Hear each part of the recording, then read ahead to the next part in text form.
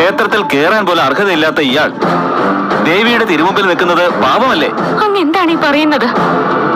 ഒരു ആരോപണം ഉണ്ടാക്കിയെന്നല്ലാതെ ആദിത്യൻ തെറ്റൊന്നും ചെയ്തിട്ടില്ലല്ലോ. ആരോപണം നിസ്സാരമല്ലല്ലോ. പ്രസവിച്ചു എന്ന് അവകാശപ്പെടുന്ന സ്ത്രീ നിൽക്കുന്നത് ക്ഷേത്രത്തിന് പുറത്ത്. അപ്പൊ പിന്നെ മകൻ ക്ഷേത്ര തടയിൽ നിൽക്കാൻ അർഹനാണോ?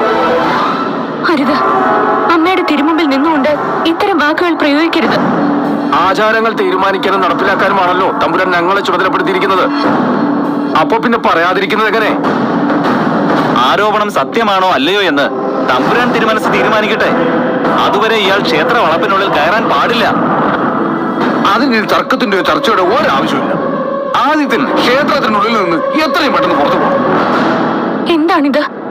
ഇങ്ങനൊരു ആരോപണം ആർക്കും ഉന്നയിക്കാമല്ലോ. അതെങ്ങനെയാണ് തമ്പുരാട്ടി? നമുക്കെല്ലാവർക്കും ജനിച്ച കുലം